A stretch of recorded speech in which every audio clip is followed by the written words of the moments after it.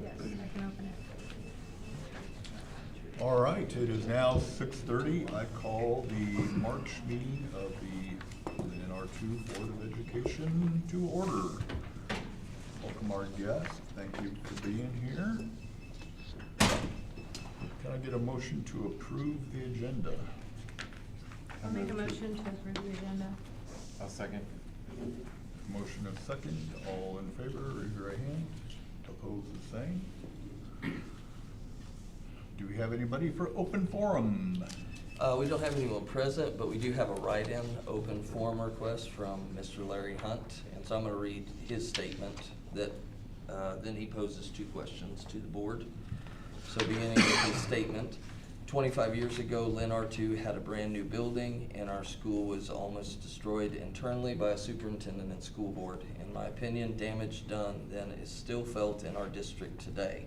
And I guess it's important to note that he is commenting on 7.5, our April election. He goes on to say, we survived. Today, Lynn R2 has a new building, and the threat is from outside in the form of the state of Missouri to our students, faculty, and community. So he poses two questions. If the levy does not pass in April and the state goes through with massive cuts to public education, what is our Lynn R2 plan of survival for our students' education, faculty, and staff, and continuing to educate our students? Question one, and then question two, what action is planned to fight the state's plan from the school board and other educational organizations? He signed Larry L. Hunt, teacher, former board member, and taxpayer. All right, well, I'll give a short response.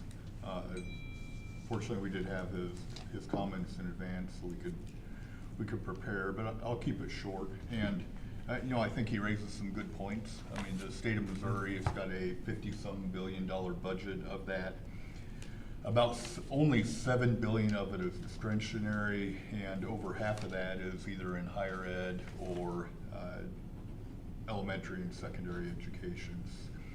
If you look at what they're anticipating for needed cuts to balance the budget over the next few years, and it varies widely. It's somewhere between 1.5 and $2 billion that they're going to be looking for. So to get to that with just doing across the board on your discretionary budget, it's going to take 15 to 20% cut. That we could. I'd be shocked if we don't see that over the next year or two, and I think we're already seeing some of that even this year with some withholds and that type of thing. So I do think things are going to get tough, and we're going to be more dependent on local support. There's no doubt about it when you look at those size of cuts. I think the thing that's probably different than, and I wasn't around 25 years ago, obviously I was alive, but not here in Lynn, so and I really haven't talked to anybody about specifically what happened other than I've heard grumblings about it. And I suspect the differences this time is we have a building that's significantly under budget. We're not going over budget with our building project. We don't have the burden of overspending on a building. And then I'd say the other thing we have is a superintendent and district leadership. We have a superintendent that's a numbers guy. I mean, Bob loves math, and he knows the budget. He talks budget all day, and he enjoys it, and he'll sit and talk about budget, and I'll just zone out at some point, but he definitely knows the numbers and is incredibly competent. And so I don't know anything about the superintendent at that point in time, but I will put Bob's ability to manage budgets against any superintendent in the state. So we have an extreme amount of confidence there. But you know, at the end of the day, I know our commitment is to continue the operations of Lynn R2 regardless of the external challenges, and it's really about instructional services. Student safety are always going to be number 1 and 2 above everything else, and beyond that, then you look at where can you cut that doesn't impact the educational experience. So I know with Bob, and Mark and I both talked to him over the last couple of weeks, and he's already starting to talk about where could we prepare for the storm that we think's coming. And so I'm very confident that our reaction would be very strategic, and it won't be reactionary. But most important, we know that academics and safety of students are number one. But then you start to look at things like, you look at the programming, some of the things we're able to do for students outside of just what's happening in the classroom. You have to start to look at those type of things. So we don't know what's going to happen, but we do know we can ignore it and be shocked by it in the next couple of years, or we can start to address it now, which is what we're doing. With regard to what we're doing about it at a state level, I mean, coming from across the street, I know we pay several lobbyists a whole lot of money, just as all the schools do the same thing, and they do it through the Missouri School Board Association, the Missouri Association of School Administrators, the Missouri National NEA, all have lobbyists, and they're all fighting the fight for us in Jeff City. And I know Bob also talks to our local senator and representative on a fairly regular basis, has text them and cell phone more. Yeah. So to say we're not we're doing, I would like to think, everything we can to advocate for Lennar too. So it's just a great amount of advocacy. That said, at the end of the day, when you look at it at a macro level, there's not much anything one school can do, but when you have these other organizations working on our behalf, it can be effective. Anything you'd like to add to that? No, couldn't agree more. I do like talking budget. I tell you, I don't look forward to it the last few weeks, just because we're gonna have to make a lot of very difficult decisions. And to say it's an intersection of difficult challenges coming our way from, I really thought it would be the federal level that we experienced some cuts with everything happening at the Department of Education, but actually the federal level is steady. They're predicting a level budget there. Bless you. What we're predicting here is state cuts which is a major funding source for us, but we're also looking at a lot of legislation that impacts local tax collection. And so our three primary sources are federal, state, and local. Well, federal is only about 10% of our budget. The other 90% is split between state and local, and right now our legislature is getting involved in what local taxes we can collect. They're affecting minimum tax levies and assessed valuation and providing umbrella for some of our previously taxed commodities. And that makes it tough when only 10% of our budget is steady and the other 90% is being reduced, both from the state level. And so there's a lot going on. It's a busy intersection, and it's more than a four-way intersection right now. Well said. All right. Anybody else like to comment? Okay, can I get a motion to approve the consent agenda? Make a motion to approve the consent agenda. Can I get a second? I'll second. Any comments or corrections? All those in favor, raise your right hand. Opposed, the same. All right. Transfer and payment of bills. Any questions?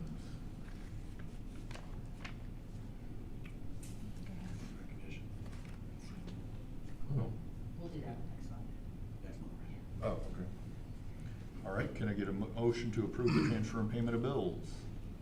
Make a motion, we approve the transfer payment of bills. Can I get a second? I'll second. Further discussion? All those in favor, raise your right hand. Opposed, the same. Motion carries. Reports, middle high school principal report.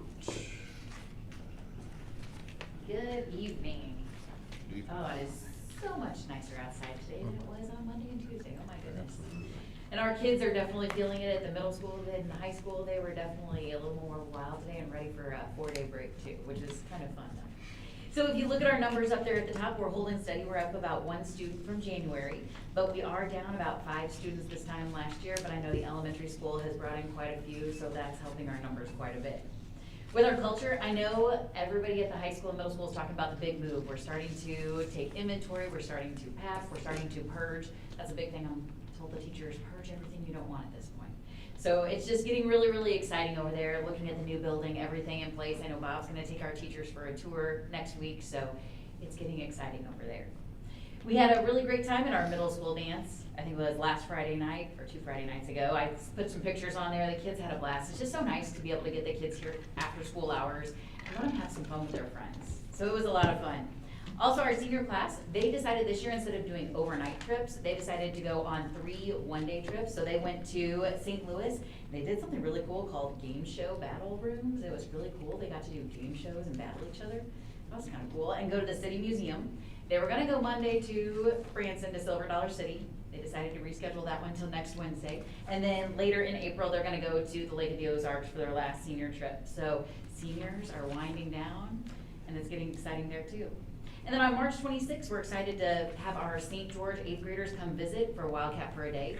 We let them go follow students around, 9th graders in our classrooms. They get to eat lunch, kind of see what it's like to actually be a Wildcat, and hopefully they come join us next year. For our procedures, Mrs. Wolf is just doing something a little different this year. Instead of doing the arena scheduling where the students go to the library and schedule with their teachers, she's actually meeting with each student individually this year, starting with our juniors all the way down to our freshmen. And what she's doing is actually talking about, hey, what are your plans for college? Where do you want to go from here? So that she can kind of guide them to the classes that they need. Instead of, a lot of the kids will sit down and say, hey, you're my friend, what are you taking? I'm just gonna sign up for classes with all my friends. So she's helping guide them a little bit so that they take the classes they need to get into college. And a lot of our counselors in the area are doing the same thing, so she's really excited about that change. And then something new that we're gonna be doing this year is we are going to be taking grades for our MAP and our EOC scores this year. This has been done in the past. There for a while, the EOC scores weren't coming back in time, so that kind of got put off to the wayside. And other schools in our area do this, but I also sat down, I had some senior boys in there one day, some, honorary ones that, wouldn't probably have taken the EOC serious. I'm like, guys, what would have made you really try on this test? They said, take it for a grade.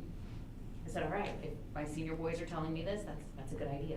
So, but the way that we have it is we have it set up in a grid system where they're graded on different areas, and it's divided up by scores, so it's nothing that's gonna tank their grade. So if they get below basic on it, it's not gonna take them from an A to an F. It's gonna maybe take them from an A to a B. But those students that might have a lower grade in their actual classroom, if they do well on the EOC, it does have the ability to bump their grade quite a bit. We're not gonna take it as their full grade, we're only gonna take it as 10% of their assessment grade. So we're gonna add that in there, and what it does, it gives them a little bit more skin in the game. It makes them take it seriously and really show us what they know. So that's our goal in taking the EOC. The MAP we don't get back in time, so we have a grid system that we're gonna grade on effort, using their tools and different things that we're gonna add to their grade there as well. So we're hoping that this will give them a little bit of boost, along with all the other strategic tactics the teachers are using in the classroom as well. And then with our instruction, we had Mark Clements from RPDC come for the last few months to work with some data teams. So that's just taking one standard, they do a pre-test, plan their instruction in the middle, and then we come back and we look at a post-test to see how things went and plan from there. I'm just so excited about the teams and how well they work together. We can't do teaming where we have all the math teachers in one room at the same time. So you might have a high school math, ELA from the middle school, and an art teacher.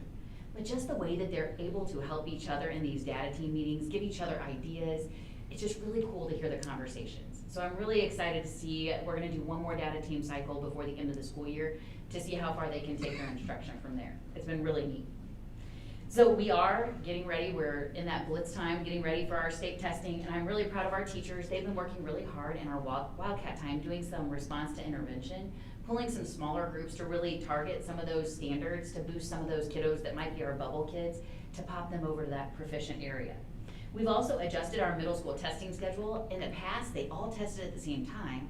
Well, like for Laura Voss, she teaches 7th and 8th grade. Somebody else had to give the test to her 7th graders.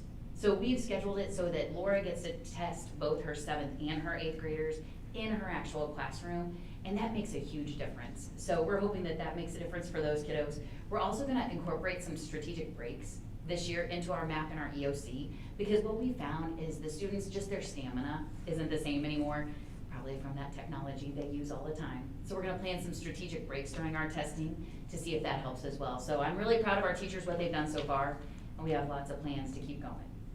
And then right now we're piloting both the iReady and we're comparing it to our iExcel. So we are gonna be changing from Evaluate, which is our diagnostic testing, next year to something different. And you do have your Evaluate scores. Again, Evaluate has changed everything this year, not as easy to use. These scores are giving us real-time data that we can use, it's just not as great as we've had in the past. So, but if you look at our Evaluate data, things are jumping. I'm really proud of our 7th and 8th grade math. They have jumped huge in the last few months. So hopefully using that data, we can keep going and be ready for that big test here in April. So any questions for me? Any questions? What is RPDC? So it's That the, guide. let's see, regional, I have to think about it, Professional. Regional Professional Development Center. Center, yes, I was thinking coalition, but center.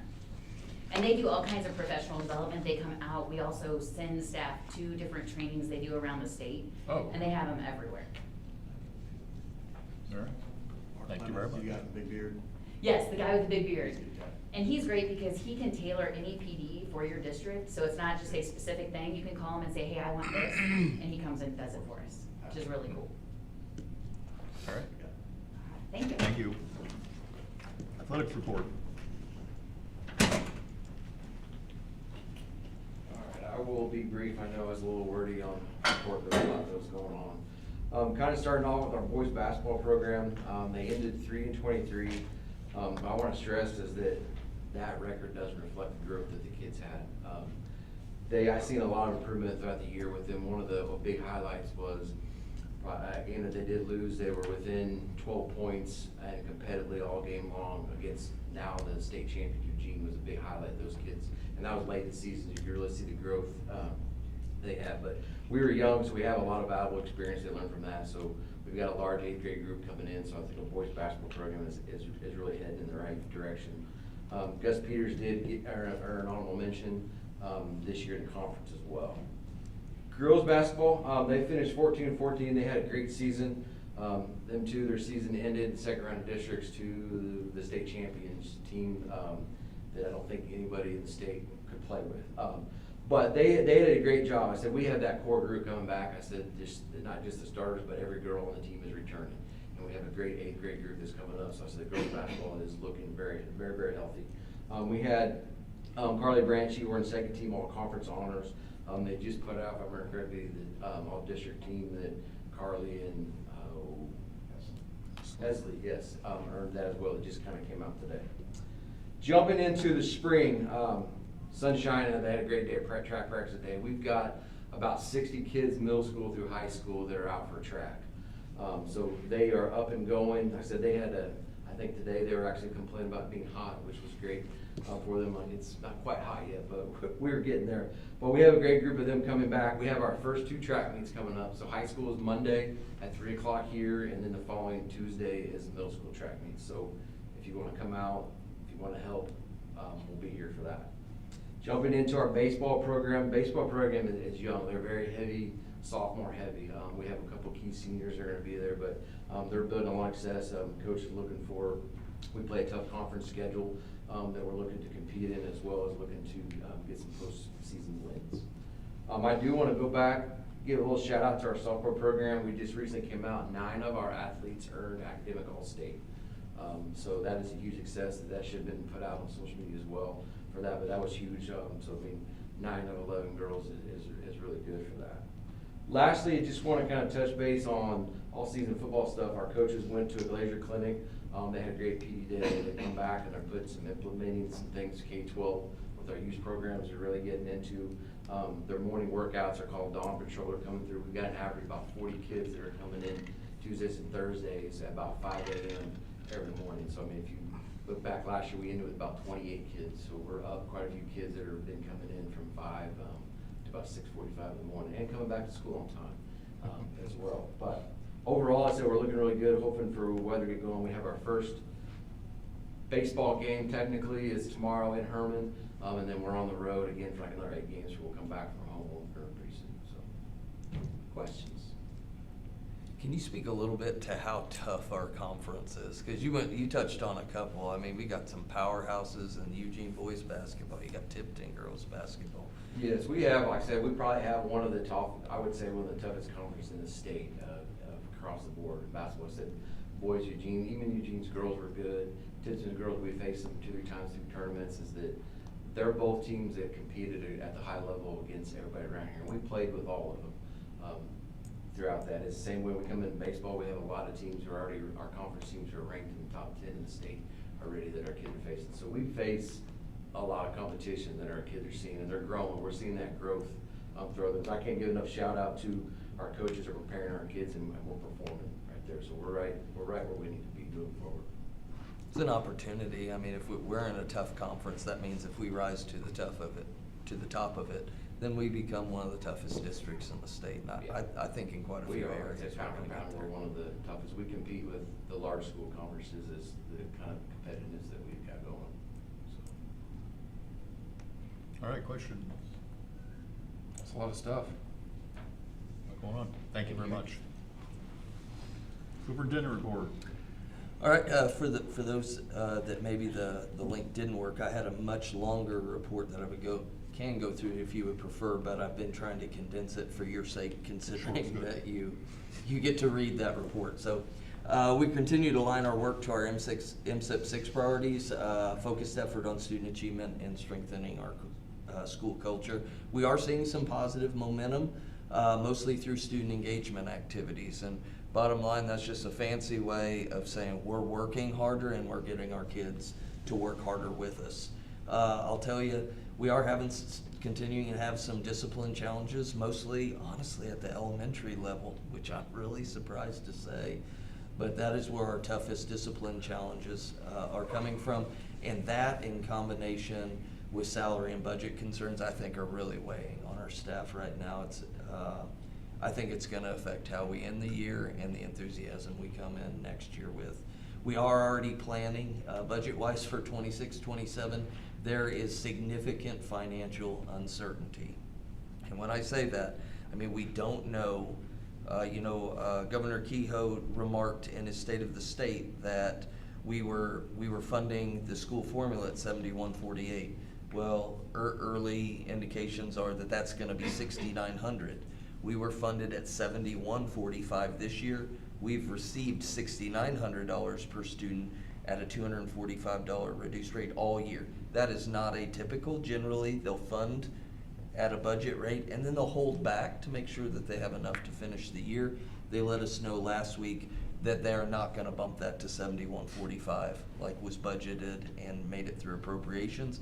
They're going to finish the year out at $6,900.43. I'm not sure. I'm sure there's an algorithm that dictates that 43 cents. So not only is what we're seeing at the state level impacting us for next year, it will literally 3/4 of the way through our budget have a six-figure impact this year. So we're getting double hit there. We have that in combination with quite a bit of legislation. I know you guys are seeing legislation come through regarding state income tax, a reduction to the minimum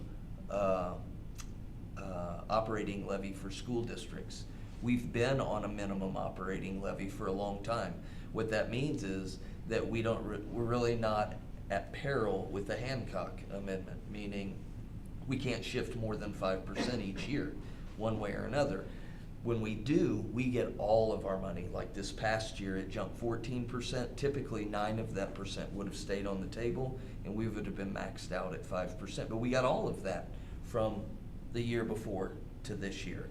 We will not, if that minimum is reduced to $2.20, we won't see another bump like that for somewhere between 6 and 9 years.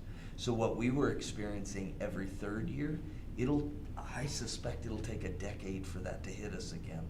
And on a minimum operating levy, that is going to be extremely difficult. Most likely going to reimburse transportation at 75% instead of 100. That alone is one fund balance point if they go to that 20%. At the same time, we're increasing thresholds for weighted funding. Operational costs are going up across the board. I mean, every business, Joe's here tonight, every business is experiencing increased costs goods and services and employees. So it is going to impact our staffing. It's gonna impact class sizes. We're already looking at, instead of doing, we're mandated to do a 1% professional development budget allocation.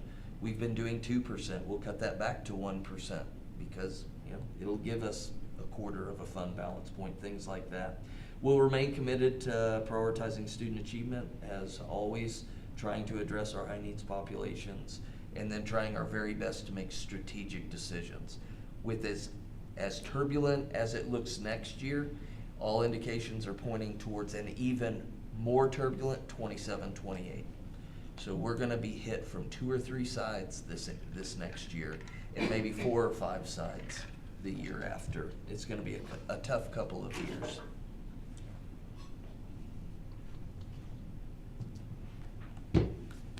I tried to be even shorter than that, unless you have something specific you would like me to You got anything expand. positive to say? What's that? Got anything positive to say? It's a great day to be alive, and it was beautiful today. One of the things that I really enjoy is going outside. I love when cross country starts every fall, because you come on campus and a lot of time it's dark, but you see cross country going. Now on the opposite side of that spring means track and baseball. Cliff and I have been working over at softball and baseball, the concession stand, and Andy has been there too. So we've been there a lot of days at the end of the day. So we've been getting to watch track and track and baseball practice. And I was remarking to Brian Smith, as he was working over there today, and just saying what I wouldn't give to have a good shoulder again and just be able to be 16 and play baseball today. What a great day it would have been. That facility taking a little bit longer than we had hoped, but it's going to be beautiful. I'm super excited for our boys and girls to play there. It's looking very good. Anybody want to follow up on that? I don't see an item on here, so just real quick, is the construction project over here coming along well? Yep, everything, the addition, on time, under budget. We're still working through the entrance issues that we have with concrete. Right now, it's looking somewhere between at least 30 and 40% of that is going to be ripped out and replaced. And we're taking some core samples, actually.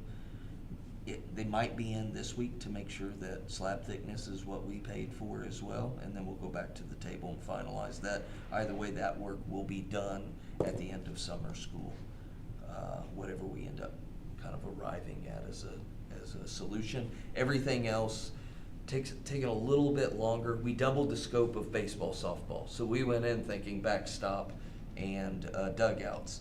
Well, you can't do the backstop with that cover on there, which means we've got to remove it, which means we had to do something with concessions. We actually got our bleachers in today. We have 2 10-row bleachers for baseball. They came in pallets, so we'll be working on that. They told me Monday that it would be 4 weeks for shipping.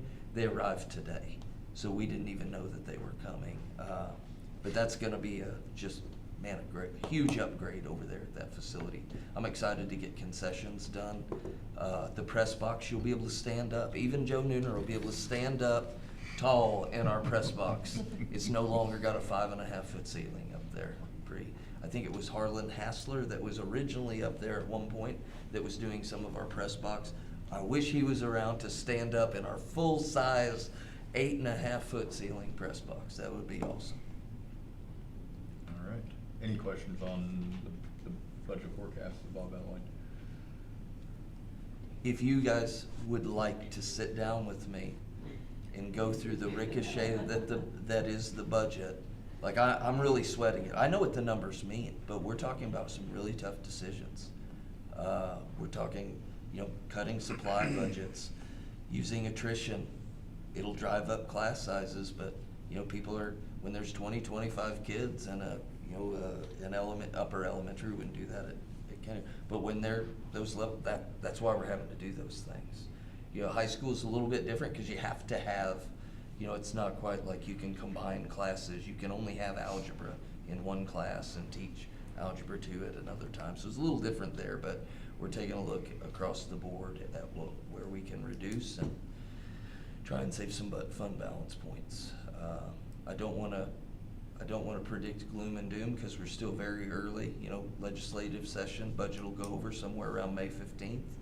You know, we've got a couple of months for the legislature to act. DESI's got to respond. There's a lot of water that's going to flow under the bridge before I can sail the ship. Yep. The only question I think really comes down to, do they do part of it in FY27 or do they do it all in FY28? So are they gonna ease us into it, or are we gonna feel good about ourselves for another year and then get our legs cut out from underneath us? I agree. It's a tough time. All right. Discussion, more budget? More budget. All right, I'll go through it quickly. We're developing the budget, $6,900 per student, $71.45. That was this year. Transportation reimbursement. For those of you who don't know, when they say they fully fund transportation, that means they reimburse us for 75% of the cost. So when it's fully funded, if they drop reimbursement by 20%, which is potential, we'll lose about $60,000 or $70,000 next year. That's one fund balance report. Now keep in mind, or one fund balance point. There are so many things that could be 1, 2, 3, 4 fund balance points. It's not funny. There will be budget decisions affecting pre-K funds, base salary grant, career ladder, early childhood, changes to free and reduced lunch, and special education thresholds. Those aren't terrible, but they are reductions. There are unresolved variables, including meal reimbursement rates, our summer school, and what our ADA will lean hard on that. Final enrollment figures, we're up, but like Aaron said, we're 5 down at secondary. We're up 30 or 31 at the elementary. You know, that's straining our elementary and our elementary class sizes. Part of what we're experiencing, while we are having those students move in, which is will bounce our ADA, those students are requiring higher levels of academic, behavioral, and special education support. There's a reason there's weighted funding, and it's because it costs more to educate a child in those circumstances. Local revenue projections remain uncertain due to assessed valuation changes at the legislature, property taxes, state income tax, that'll probably be down the road. Federal funding is expected to remain flat. Remember this, anybody who's in business, if you have $1 today and try and spend that $1 next year, it'll get you somewhere between 95 cents and $1 of what you could buy this year, just due to inflation. So collectively, all of that indicates a period of rising costs paired with constrained and uncertain revenues. Wish I could be more optimistic about that. The good thing is, we're above 30% in our fund balance. We're nowhere near being financially insolvent. I think what Mr. Hunt was referencing back in 99-2000, we were right at or below 3%.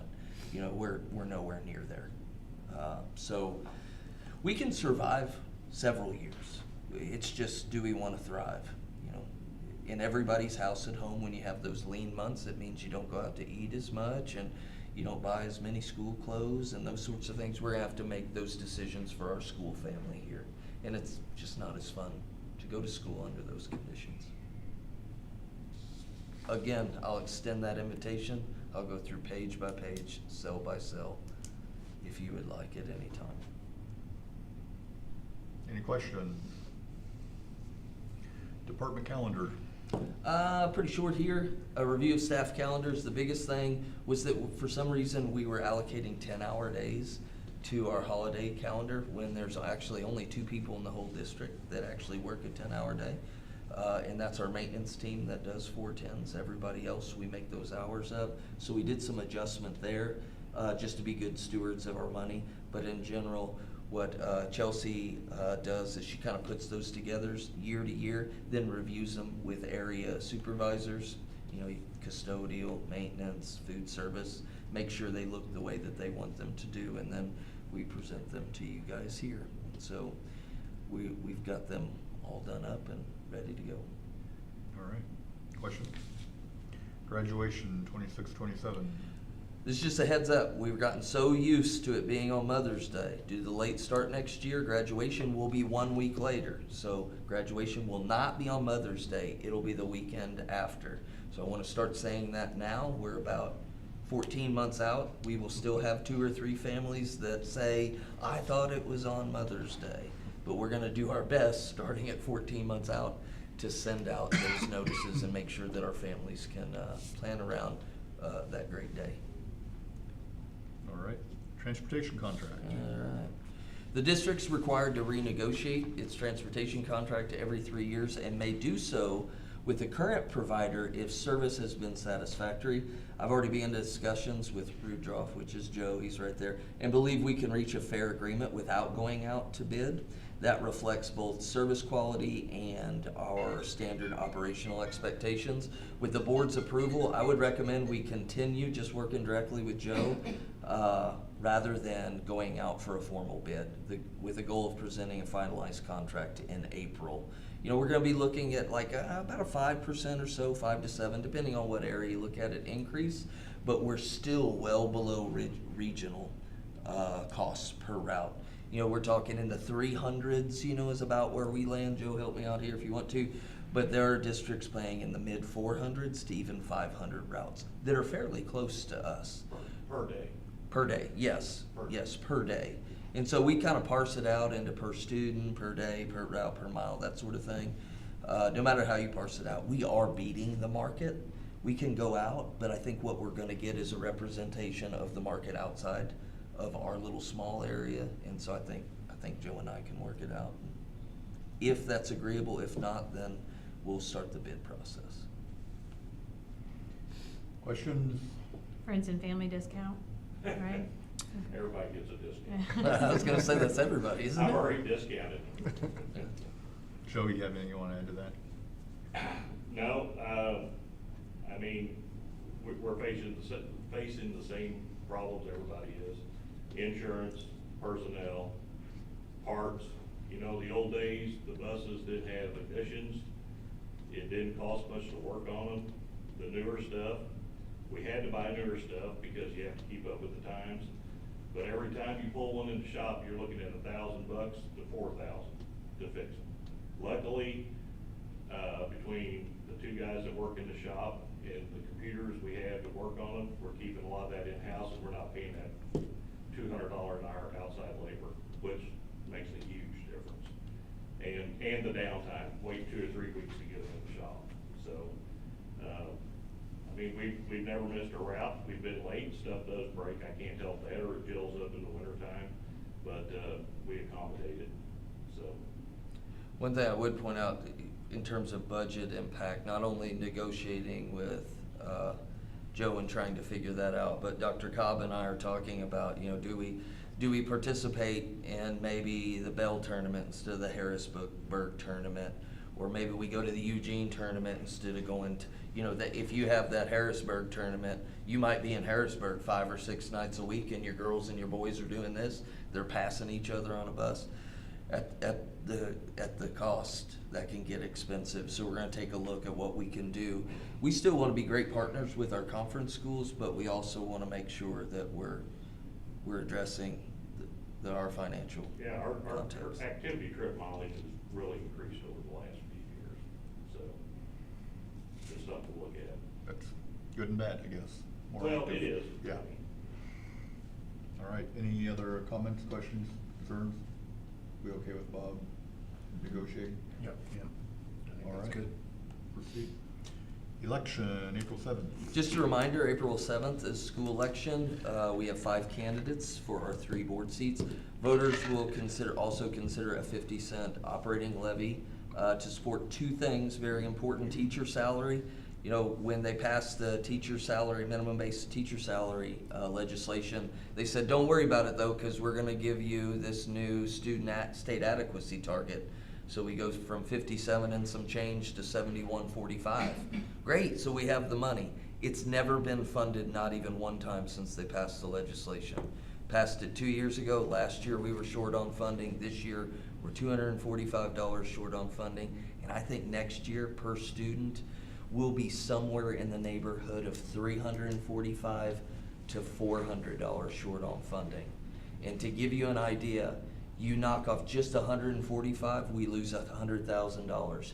You go down to $6,900, which is the best we can next year. It's $170,000. I think we're gonna land somewhere around $6,800, maybe 68 and some change. At 68, we lose $250,000. And at 67, we lose $300,000. One fund balance point is $75,000. $6,700 is very much in the wheelhouse, folks. Very much. Well, that would be, we would lose 4 fund balance points. So if we start out 35 and nothing else changes, we'll go to 31, 27, 23, and it won't be long before we dip below. And that's considering all other revenue sources the same. This is just one of them that are going down. Not to pick on Joe. If we go up, which will likely go up 5 to 7%, and we go 20% down in our transportation, that'll be about 1.25 points on our fund balance. So you go 4 there, 1 there, 2 there, half there. Before long, we get sucked below our goal of 30%. Very important.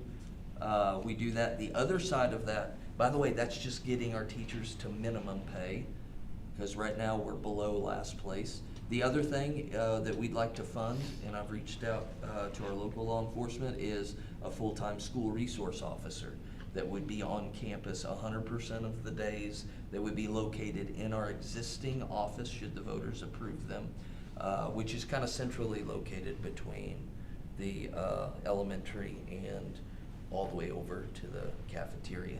Somewhere between $70,000 and $100,000 to stand that up the first year, and about $60,000 to $70,000 a year after that. All of those things cost money, but I think considering our current environment with school safety, I think it's a great investment. So we're not looking to get rich off of this. We just want to pay minimum wage to teachers and have a police officer on campus if we can. That's our goal with it. I can't reiterate this enough. If it does pass and we just start building fund balance because of it, I'll come back to you guys to do a voluntary rollback. This is not a get rich quick. This is, let's balance the books and be competitive with minimum wage. Man, Joe, you're just there. But if Joe paid minimum wage, how many school bus drivers would we have now? 0. And we're below minimum wage for teacher base salary in the state of Missouri. They're the most important adults we have in the building. I don't know how else to say it. And they're a good friend of mine, I won't name his name because he'd be uncomfortable. He said, Bob, it's never a good time. Because I said, man, it's just not man, it's kind of tough. And he said, Bob, it will never be a good time. And he's right. It'll never be a good time to ask. I don't want to pay more taxes either. Well, we've got to decide whether we want to support our local schools or not. So April 7th, I hope everybody goes out and votes, yes, no, or in between. Make your voice heard. We as a group, as a community, I live here, we decide what kind of schools we have. And this will be a major decision point. Any questions for Bob? The only clarification I'd make, I mean, the school resource officer would cost somewhere between 70, 80, but a lot of that are probably supplies and whatnot, but a ton of that is probably benefits for that person. So we're not paying a SRO $70,000. Yeah, we're not. No, we're talking everything that whole, we have to send them to annual training. There's a minimum amount. It's just, that's everything together. Yeah, we're not writing big checks. We will be in line with what, because really they're going to be a sheriff's department employee. We don't just give them more money because it's going to be within their framework of whatever They their set the salaries salary are. schedule. Yeah, it's their salary schedule. Yep. All right. Well, a lot on the line there, so we obviously encourage everyone to vote. And there is the UD is hosting a school board forum. Thank you. On April, I should know this, April 2nd? April 1st. April 1st, okay. So March 30th, we'll get this out. I wanted to let you guys know, and then when I made this summary, I cut that. March 30th, that's a Monday. I'll be here at 5 o'clock in this room. We'll advertise through social media, and I'll send some stuff out to do a community presentation. April 1st, we'll have the candidate forum. I'm gonna get a few minutes on the front end of that to just tell people, here's what it is. It's to meet teacher minimum pay and a school resource officer. And then that Friday, which is April 3rd, I'll be right back here. I think that's the later one that I'll do. I tried to do one earlier and later. And then I just did a video earlier today that was just an informational video that explained those things. Here are the two things that it's for. Here's when we're doing our presentation. I'm gonna run that past the lawyer. Should get it back tomorrow, then we'll post that by social media, and we'll push that out through our email and textcaster. Just a link though, not the whole thing. All right. Very good. Okay, action items. So I'm sure you guys understand this will be the shortest. We actually follow this protocol every year. You have our two salary schedules, certified staff and then classified staff. Right now, I am recommending step only. I need to get some clarity on the budget, see what happens in the legislature. I will be so excited to come back and present to you guys a different salary schedule along with the budget. But for right now, I think we've got to hold what we have and not spend a single cent more. There's some things I can't say. Any questions? Hearing none, can I get a motion to approve the 2026 certified staff salary schedule and step increases? I'll make a motion to approve the certified staff step increase for the 26-27 school year. Can I get a second? I'll second. Further discussion? Okay, hearing none, all those in favor, raise your right hand. Opposed, the same, motion carries. Next up, classified staff. I'll make a motion to approve the classified staff salary schedule step increase for the school 26-27 school year. Can I get a second? A second. Further discussion? Hearing none, all those in favor, raise your right hand. Opposed, the same, motion carries. Audit bids. Very simply, we went out for bid. We had two, our current provider, Girding Court and Chitwood, and Graves and Associates. By far, Girding Court and Chitwood, our current provider, is about $50 an hour less, and they were significantly less on a per package or per item. So I recommend that we rehire and continue our relationship with Girding Court and Chitwood. Questions? Can I get a motion to approve? I move to approve the Girding, Cordy, and Chitwood audit services bid. I'll second it.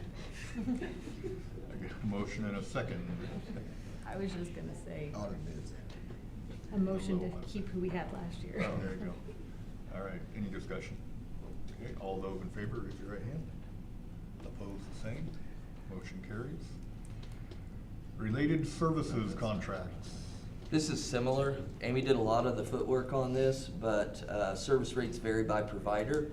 But Warrior and SEMO offer strong value and a reliable service. We've worked with them for several years. My recommendation is to continue that partnership with Warrior, SEMO, and Behavioral Designs based on their cost effectiveness and quality. Questions? Can I get a motion to approve the three contracts? I'll make a motion to approve the 3 contracts. Can I get a second? Second. Further discussion? All those in favor, raise your right hand. Opposed, the same. Surplus inventory. Well, we got a deal for some people. Yes. Once you guys approve this list, we've been very careful because we don't want to give away things we might need in the future. But we've done a careful audit to see what we might need, what we might be able to reuse. A lot of it, honestly, even if we did want to use it, we don't have the space to store this stuff. So I recommend we approve that surplus list. I will, as soon as, if you guys approve this, I'll be reaching out to a couple of local districts, including our friends in Chamois first. And I've already kind of pre-prepped Lyle for a walkthrough, and hopefully they can use it down there where we're at. And then if not, we'll come up with a plan to get that out to the community and public for bid. All right, there's a lot of really good stuff on there. Any questions? All right, can I get a motion to approve the surplus inventory? I move to approve the surplus inventory list. Can I have a second? I'll second. Further discussion? Got a motion and a second. All those in favor, raise your right hand. Opposed, the same. Game 1 agreement? Game One agreement, uniform and gear providers. Did I get this from Game One? Is that where this came in? Oh, I thought you were about to say no. So we're just switching providers for a lot of different reasons. Dr. Cobb has worked with Game One before. Good value. One thing it does is allow us a great deal of flexibility to order what we want from what manufacturer we want. So it gives our kids, our teams and programs some flexibility at very competitive prices is what it breaks down to. If you have any particular specific question, I have to admit, I don't know all the ins and outs, but I bet Dr. Cobb would love to talk to you about apparel and uniforms. Would anybody like to talk about apparel and uniforms? I had a question. I noticed this contract was for 5 years, and maybe I read it wrong. Does that say we're required to spend $60,000 a year? It's an agreement, and so it's more of that we're agreeing to use them for most of all the stuff we have. We have smaller stuff that we're gonna do, like if you need t-shirts for a class like that, we can always go local and do that. It's just for the majority of our athletics and bigger orders, we go through them. Basically what it does is, that price there is pretty close to what we spend throughout the Okay, year that's what I on was everything. wondering, how That's much- where that number comes through, 'cause they How give much us do some we upfront. actually spend on uniforms and stuff per year? I didn't realize They it give was us that a much. percentage of back on that upfront, so that's where that number came from. We do not spend $60,000 a year. I think what maybe Billy was about to get to, if we were to start using a different provider and we were below that threshold, they can come after us. But if we do all our business through them, as long as they're competitive, then not. Okay, so we don't have to spend, I No, read we that do as we not. had They to will not spend that force much. us to do Okay. that. Yeah. We get somewhere like 35 to 40% off of all of our stuff versus Okay. paying a higher rate of that. Other questions? We were with BSN, no? We were. Okay. Alright. Well, gotta use somebody. Yeah. Right. Gotta use somebody. Okay, can I get a motion to approve Game One agreement? I make a motion we approve Game One agreement. Can I get a second? I'll second. Further discussion? Got a motion and a second. All those in favor, raise your hand. Opposed, the same. Motion carries. Anything else? That was a lot. Yes, it was. The next regular meeting will be April 16th at 6:30. Can I get a motion to adjourn to closed session? I move we adjourn to closed session in pursuant to RSMO 610.021 ASD subsections relative to personal identifiable employment information and personal action. Good job. Thank you. Can I get a second? I'll second. A roll call vote. Brad? Yes. Naomi? Yes. Mark? Yes. Andy? Yes. Amy? Jamie, yes. And I'm a yes. We are adjourned.